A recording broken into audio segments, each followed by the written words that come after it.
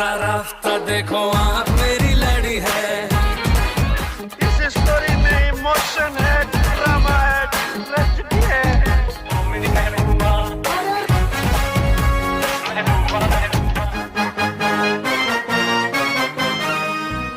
एक नायिका प्रधान फिल्म, वो भी साल की सबसे बड़ी हिट। हिंदी फिल्म इतिहास में ऐसा कम ही देखने को मिला है। साल 1957 में आई मदर इंडिया के बाद ऐसा ही एक करिश्मा साल 1972 में फिल्म सीता और गीता के रूप में हुआ, जहां धर्मेंद्र और संजीव कुमार जैसे दिग्गज अभिनेताओं के रहते हुए भी फिल्म का सारा लाइमलाइट हेमा मालिनी ले उड़ी थी।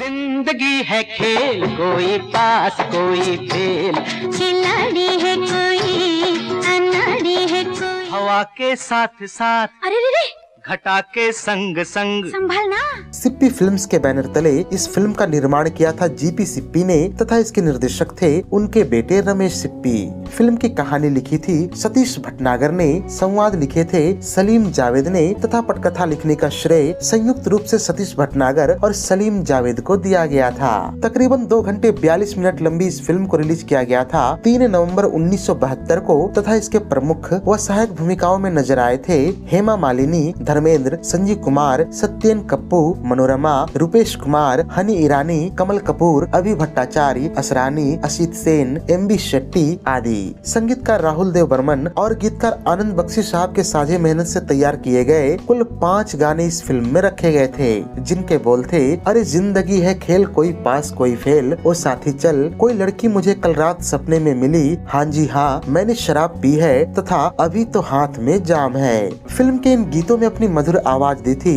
लता मंगेशकर, आशा भोसले, किशोर कुमार और मन्ना डे ने। चलिए अब जान लेते हैं इस फिल्म से जुड़ी 15 खास अनसुनी बातें। फैक्ट नंबर 1, फिल्म सीता और गीता साल 1972 में सर्वाधिक कमाई करने वाली फिल्मों के पहले स्थान पर रही थी। इसका कुल बजट था 40 लाख रुपए, तथा इसने बॉक्स ऑफिस पर 3 करोड़ 25 लाख रुपए कमाए थे। इस लिहाज से फिल्म को ब्लॉकबस्टर घोषित किया गया था। इस साल कमाई के मामले में दूसरे स्थान पर रही फिल्म पाकीजा, जिसने 3 करोड़ रुपए कमाए और यह सुपरहिट कहलाई, तथा तीसरे स्थान पर रही फिल्म राजा जानी, जिसने 2.5 करोड़ रुपए कमाए और यह हिट कहलाई। फैक्ट नंबर 2, ऐसा माना जाता है कि फिल्म सीता और गीता साल 1967 में आई दिलीप कुमार स्टारर फिल्म राम और श्याम से प्रेरणा लेकर बनाई गई थी। गौर किया जाए तो इन दोनों फिल्मों की बेसिक स्टोरी लाइन भी कमोबेश एक ही जैसी है। हाँ, दोनों में एक खास अंतर यह देखने को मिलता है कि जहाँ राम और श्याम नायक प्रधान फिल्म थी, जिसमें दिलीप कुमार दोहरी भूमिका में नजर आए थे, वही सीता और गीता नायिका प्रधान फिल्म रही, जिसमें हेमा मालिनी दोहरी भूमिका में दिखी। यहाँ यह भी जानना बेहद दिलचस्प है कि राम और श्याम भी कोई ओरिजिनल कॉन्सेप्ट पर नहीं बनी थी, बल्कि यह भी साल 1964 में आई तेलुगु फिल्म रामुडू भीमुडू की रीमेक थी, जिसकी मुख्य भूमिका में एनटी रामाराव नजर आए थे।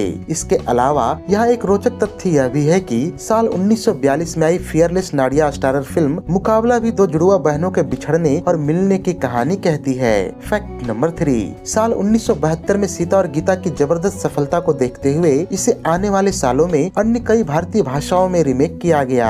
इस सिलसिले की शुरुआत होती है अगले ही साल 1973 में, जब गंगा मंगा नाम से इसका तेलुगु रीमेक हुआ, जिसमें हेमा मालिनी वाली भूमिका में दिखी उन दिनों की मशहूर दक्षिण भारतीय अभिनेत्री वाणीश्री। इसके अगले ही साल 1974 में वाणीश्री को ही लेकर फिल्म का तमिल रीमेक देखने को मिला, जिसका नाम था वाणी रानी, जिसमें तमिल सुपरस्टार शिवाजी गणेशन भी नजर आए थे। इनके अलावा भी कुछ हिंदी फिल्मों का नाम लिया जा सकता है जो सीता और गीता की पूर्ण रूपेण रीमेक तो नहीं रही, पर इनका बेसिक स्टोरी लाइन कहीं न कहीं उसी से प्रभावित थी। ये फिल्में हैं साल 1974 में आई गीता मेरा नाम, 1989 में आई चालबाज, 1990 में आई किशन कन्हैया, 1997 में आई जुड़वा, तथा साल 2001 में आई कुछ खट्टी कुछ मीठी।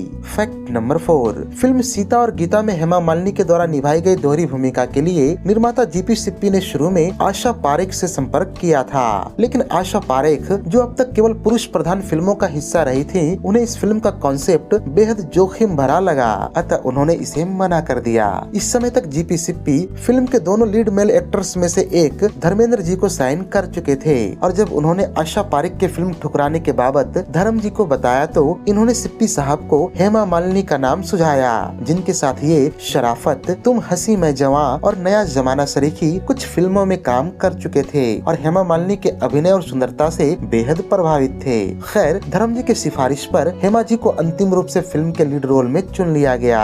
फैक्ट नंबर 5, फिल्म सीता और गीता के शूटिंग के दौरान ही फिल्म के दोनों नायक धर्मेंद्र और संजीव कुमार हेमा मालिनी को चाहने लगे थे, और यह बात दोनों एक्टर्स को भी पता था। दोनों एक दूसरे से बाजी मारने के लिए तमाम हथकंडे अपना रहे थे। गौरतलब है कि फिल्म की शूटिंग के खत्म होते होते संजीव कुमार ने अपनी मां के हाथों हेमा जी के घर रिश्ता भी भिजवा दिया, जिसे हेमा मालिनी की मां ने यह कहते हुए मना कर दिया कि उनकी बेटी की उम्र अभी शादी के लायक नहीं हुई है। इसके बाद भी संजीव कुमार ने हार नहीं मानी और अपना प्रेम प्रस्ताव जितेंद्र के हाथों भिजवाया, जो कि उन दिनों हेमा जी के साथ फिल्म दुल्हन की शूटिंग कर रहे थे। परंतु इस प्रस्ताव का भी संजीव कुमार को नकारात्मक जवाब मिला और वो अंदर से कुछ यूं टूट गए कि खुद को शराब में डुबो लिया। खैर, इन्हीं दिनों यह खबर भी आई थी कि जितेंद्र और हेमा मालिनी की नजदीकियां इस हद तक बढ़ गई है कि दोनों जल्द ही शादी करने वाले हैं। लेकिन इस दौरान धर्म जी भी अपनी तरफ से बराबर कोशिश कर रहे थे और शोले,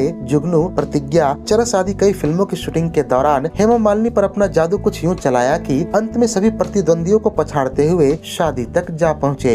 फैक्ट नंबर 6, इस फिल्म में संजीव कुमार वाली भूमिका के लिए शुरू में राजेश खन्ना को लिए जाने पर विचार किया गया और फिल्म ऑफर करने तथा कहानी सुनाने की जिम्मेवारी सलीम खान को सौंपी गई। कहानी सुनने के बाद राजेश खन्ना ने उनसे कहा कि यह नायिका प्रधान फिल्म है, अतः मैं इसे नहीं कर सकता। हाँ, अगर कहानी में बदलाव करके इसे दो जुड़वा भाइयों की फिल्म में बदल दो तो मैं फिल्म करने के विषय में सोच सकता हूँ। यह फिल्म पहले ही दो जुड़वा भाइयों की कहानी वाली फिल्म राम और श्याम से प्रेरित थी और इसे फिर से उसी रूप में बदलना पूरी तरह से नकल करने जैसा हो जाता। अतः यह निर्णय हुआ कि राजेश खन्ना के जगह पर फिल्म में किसी और एक्टर को लिया जाए। फैक्ट नंबर 7, इस फिल्म में हेमा मालिनी की चचेरी बहन की भूमिका में नजर आई थी हनी ईरानी, जिन्हें लोग अक्सर जावेद अख्तर की तलाकशुदा पत्नी फरहान अख्तर और जोया अख्तर की मां के रूप में याद करते हैं। लेकिन यह कम ही लोगों को पता होगा कि हनी ईरानी एक उम्दा पटकथा व कहानी लेखक भी हैं। उन्होंने लम्हे, डर, सुहाग, दिलवाले दुल्हनिया ले जाएंगे, कहो ना प्यार है, कोई मिल गया, क्रिश और क्रिश 3 सरीखी कई कामयाब फिल्में लिखी हैं। बताता चलूं कि फिल्म सीता और गीता की शूटिंग के दौरान ही वो जावेद अख्तर के संपर्क में आई और दोनों में गहरी दोस्ती हो गई, जो कि सिप्पी फिल्म्स की अगली प्रोजेक्ट शोले तक आते आते प्यार और शादी में भी तब्दील हो गया।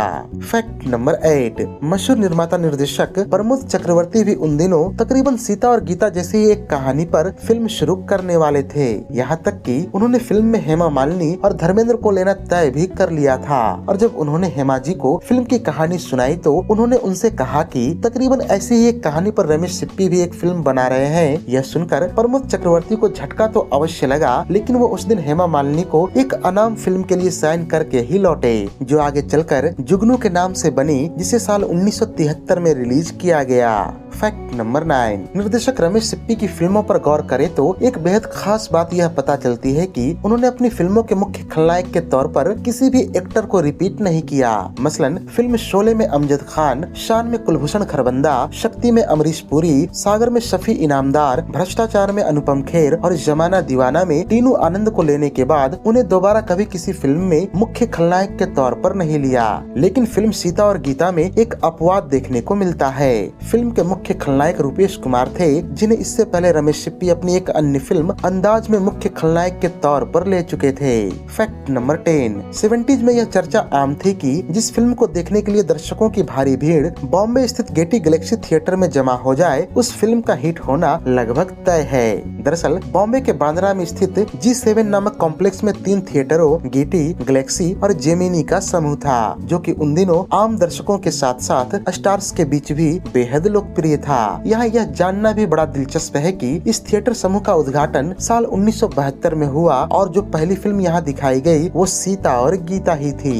फैक्ट नंबर 11, फिल्म का वो दृश्य तो आपको याद ही होगा जहाँ हेमा मालिनी सीलिंग फैन पर बैठी हुई है और नीचे से मनोरमा उन्हें उतरने के लिए कहती हैं। इस दृश्य की शूटिंग के दौरान हेमा मालिनी पंखे की मजबूती को लेकर आश्वस्त नहीं थी, यहाँ तक कि उन्होंने इसे करने से साफ इनकार कर दिया था। ऐसे में रमेश सिप्पी ने उनका हौसला बढ़ाया और जब खुद पंखे पर लटक कर उसकी मजबूती को दिखाया तब कहीं जाकर हेमा जी इस दृश्य के लिए तैयार हुई थी। फैक्ट नंबर 12, फिल्म दामिनी में सनी देओल के द्वारा बोला गया वो डायलॉग तो आपको याद ही होगा जिसमें सनी कहते हैं कि जब ये 2.5 किलो का हाथ किसी पर पड़ता है ना तो आदमी उठता नहीं उठ जाता है। दरअसल दामिनी फिल्म का यह डायलॉग फिल्म सीता और गीता में धर्मेंद्र जी के द्वारा बोले गए एक डायलॉग से प्रेरित है, जिसमें धर्मेंद्र कहते हैं कि जिस दिन ये 3 किलो का हाथ पड़ गया ना फिल्म की पोस्टर की तरह दीवार पर चिपका दूंगा। फैक्ट नंबर 13, फिल्म के गीत ओ साथी चल के दौरान हेमा मालिनी और संजीव कुमार को स्केटिंग करते दिखाया गया है, लेकिन यहाँ आपको यह जानकर बड़ी हैरानी होगी कि दोनों ही कलाकारों को स्केटिंग नहीं आती थी। ऐसे में फिल्म के निर्देशक ने स्केटिंग वाले दृश्यों के लिए उनके बॉडी डबल का प्रयोग किया, जो गाने के लॉन्ग और क्लोज शॉट्स पर गौर करने से साफ साफ पता चलता है। फैक्ट नंबर 14, फिल्म सीता और गीता के सक्सेस पार्टी में निर्माता जीपी सिप्पी ने अपने अगले प्रोजेक्ट की घोषणा करते हुए कहा था कि हमने अपनी अगली प्रोजेक्ट एक मल्टी स्टारर एक्शन फिल्म के रूप में प्लान किया है, जो कि बड़े बजट की होगी, जिसे 70 mm पर्दे पर स्टीरियोफोनिक साउंड के साथ रिलीज किया जाएगा। इस फिल्म में सीता और गीता के एक्टर्स और पर्दे के पीछे के लोग तो होंगे ही, साथ ही कुछ अन्य लोगों को भी इससे जोड़ा जाएगा। अब तक तो आप समझ ही चुके होंगे कि यह फिल्म कोई और नहीं बल्कि साल 1975 में आई ब्लॉकबस्टर फिल्म शोले थी। फैक्ट नंबर 15, साल 1973 में आयोजित 20वें फिल्म फेयर अवार्ड्स में इस फिल्म को कुल 2 श्रेणियों में नामित किया गया और यह दोनों ही श्रेणियों में विजय भी रही थी। ये अवार्ड्स बेस्ट एक्ट्रेस के लिए हेमा मालिनी और बेस्ट सिनेमेटोग्राफी के लिए पी वैकुंठ को हासिल हुए थे। तो ये थी हेमा मालिनी, धर्मेंद्र और संजीव कुमार की बेहद लोकप्रिय फिल्म सीता और गीता पर हमारी एक विशेष प्रस्तुति। उम्मीद है कि यह वीडियो आपको बेहद पसंद आई होगी। अगर वीडियो पसंद आई हो तो इसे लाइक और शेयर कर दें तथा ऐसे ही दिलचस्प वीडियोस की नोटिफिकेशन पाने के लिए चैनल को सब्सक्राइब करके बेल आइकॉन में ऑल का बटन दबा दें। धन्यवाद।